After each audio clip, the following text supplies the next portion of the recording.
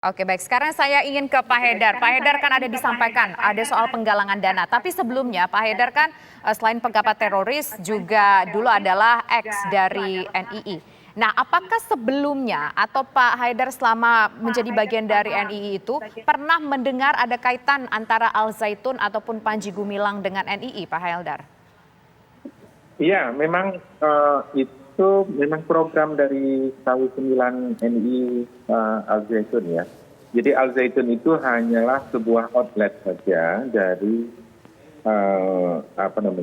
gerakan NI tahun 9 yang lebih masif ya, yang jumlah umatnya cukup banyak dan kemudian umatnya itulah yang mengumpulkan uang dalam bentuk kirot, idihor, kemudian infak, zakat dan sebagainya, itu untuk membangun Al Zaitun. Jadi Al Zaitun itu dibangun dari kekuatan umat yang ada di berbagai teritorial atau daerah dari dari berbagai kabupaten ya. Ada kurang lebih 500 kabupaten. Jadi untuk mengirimkan dana-dana umat dari berbagai kabupaten itulah mereka mentransmisikannya itu lewat rekening bank.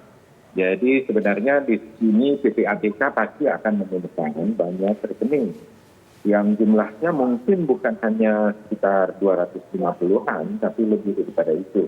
Karena untuk mengkoordinasikan pengumpulan akumulasi dana-dana tersebut itu dibutuhkan proses transmisi atau transfer uang yang cepat, dan itu adalah lembaga keuangan. Dan lembaga keuangan itu akan mengeluarkan rekening untuk memproses perpindahan keuangan tersebut. Jadi ini sangat terkait memang, bukan hanya sangat terkait, tapi memang ini adalah salah satu program dari negara Islam Indonesia KW9 yang sebenarnya adalah NII yang palsu ini yang kemudian mendapatkan proteksi yang sangat masif, yang sangat luar biasa dari pihak intelijen, oknum intelijen bukan lembaganya. Dan mereka inilah yang kemudian mengambil banyak manfaat juga dari dana-dana yang terkumpul dari berbagai daerah, dari umat-umat di berbagai daerah, di berbagai kabupaten. Pak Al-Haidar. Kurang lebih 400 kabupaten. Pak Al-Haidar, sebagai mantan orang dalam, kami ingin tahu latar belakang umat ini, para donatur siapa saja, dan kisaran jumlah dari hasil penggalangan dana. Sepengetahuan Bapak berapa, Pak? Iya, jumlah umatnya sangat banyak ya. Ketika tahun 91 saya masuk saja itu sudah Abu Toto atau Panji Gumilang itu sudah berhasil mengambil alih kepemimpinan dari Abi Rais ya, dan juga dari Ada Jailani, dan kemudian jumlah umatnya itu ada sekitar 2 juta orang pada waktu itu, dan dana yang berhasil dikumpulkan pada waktu itu belum progresif, itu sekitar 4 miliar per bulan. Tapi setelah diambil alih oleh Panji Gumilang, dia menerapkan berbagai macam program-program hujumah tasir ya, program-program ekonomi atau istiqomah itu, dengan berbagai macam-macam 9 mawarid itu ya, 9 pos-pos keuangan itu untuk pemasukan, maka mereka bisa mendapatkan per bulannya sekitar pernah berprestasi itu sampai 40 miliar per bulan dari semua kabupaten. Oke, uang itu dikemanakan kemudian, Pak? Apakah banyak cukup masuk ke NII atau mungkin bagaimana, Pak? Ya, itu semuanya masuk ke rekening Panji Gumilang, dan kemudian Panji Gumilang juga membuat program-program yang sifatnya itu hanya sebagai outlet untuk tampak luarnya saja di publik, yaitu seperti misalnya pesantren Al Zaitun itu. Ada juga yang lain juga, misalnya penggemukan sapi, kemudian pertanian, kemudian juga perbankan.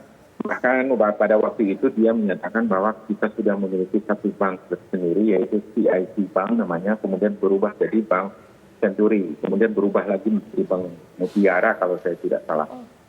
Kemudian juga memiliki banyak jaringan sekolah, mulai dari PAUD, BK, SD, SMP, SMA, madrasah ibtidai dan sebagainya sampai madrasah aliyah di berbagai kabupaten. Jadi kalau menurut Pak saya Al kira Haidar, memang- jadi kalau menurut Bapak sampai sekarang sekalipun dari Panji Gumilang mengatakan tidak ada lagi itu NII sudah dibubarkan, apakah secara mekanisme penggalangan dana, orang-orangnya, pemahamannya masih ada di dalam sana Bapak?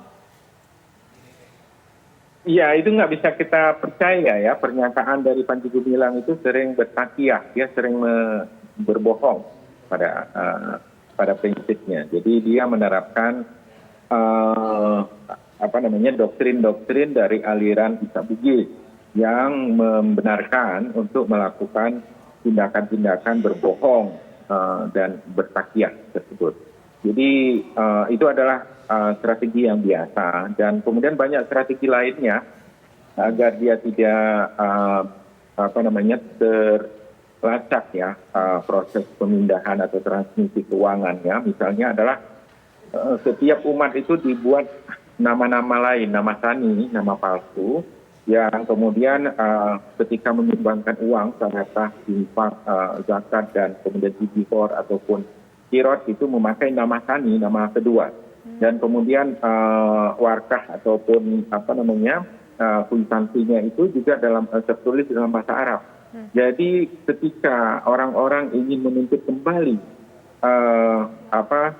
uang yang sudah disumbangkannya itu dia sudah secara hukum dipersulit karena tidak memakai nama asli. Oke. Baik, ini tapi cukup menjadi pertanyaan kita juga Pak. Masalah uang ini berkaitan juga dengan rekening, 289 rekening dengan 3 nama yang berbeda. Ada nama Abu Toto, kemudian nama Panji Gumilang, dan ada satu nama lagi.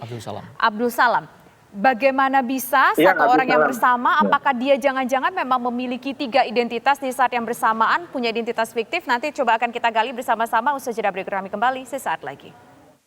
Saya ingin ke Pak Ito. Pak Ito, ini cukup menarik, ada 289 nomor rekening yang masih aktif, dan ternyata yang bersangkutan Panji Gumilang ini punya 3 identitas untuk membuka nomor rekening. Apa yang mungkin bisa kita telusuri dari sana Pak Ito? Baik, Mbak Tisa, sepengetahuan saya, seseorang yang mengaburkan identitasnya dan juga mengaburkan kegiatan-kegiatan dalam organisasinya, itu masuk dalam kelompok gerakan bawah tanah atau clandestine. Dan saya kira salah satu anak buah dari Panji Gumilang telah membocorkan ya bagaimana cara mendapatkan pendanaan tersebut. Contohnya misalnya kewajiban membayar uang fiskal, kemudian denda pada anggota yang melakukan pelanggaran di sana seperti merokok. Kemudian yang menarik lagi adalah bahwa anggota NII ini saling bekerja sama dengan melakukan tindakan-tindakan yang bersifatnya adalah modus penipuan. Bahkan anggota NII ini juga menghalalkan berbagai cara kriminal seperti merampok untuk mendapatkan kucuran dana. Kemudian juga anggota tersebut mengaku bahwa contohnya dalam peringatan 1 Muharram tahun 2008 itu Panji Gumilang bisa mendapatkan uang sebesar 4 miliar dalam 1 jam yang diperoleh dari anggota NII yang hadir, yang datang dan diminta untuk melempar jumroh. Nah ini kan kalau kita lihat daripada kelompok teroris yang pernah kita bongkar pada saat di Medan dulu, itu kan mereka mendapatkan pendanaannya dari merampok ya. Saya kira ini akan sudah masuk dalam pendalaman. Kalau tadi dikatakan ada dari unsur intelijen yang masuk, biasanya dalam undercover ini juga masyarakat kurang paham ya. Kalau kadang-kadang kita memang harus masuk ke dalam organisasi tersebut dan berperilaku seperti anggota tersebut, tapi bukan berarti sepenuhnya mendukung ya, karena kita harus mencari sesuatu dari tempat yang tertutup.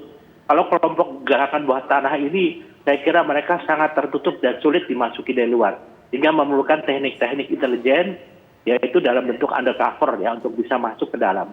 Saya kira itu yang mungkin